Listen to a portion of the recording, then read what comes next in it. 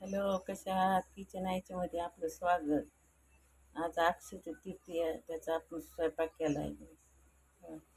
भात, पुरणपोळी, पापडी, पापड, भजे, आमटी आणि रस.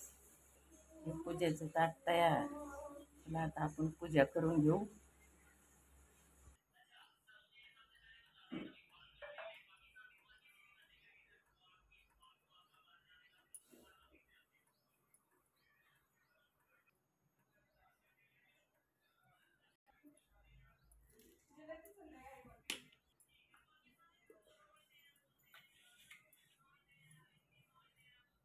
चला, आपल्या अक्षय तृतीयेची पूजा तयार झाली. पूजा केली.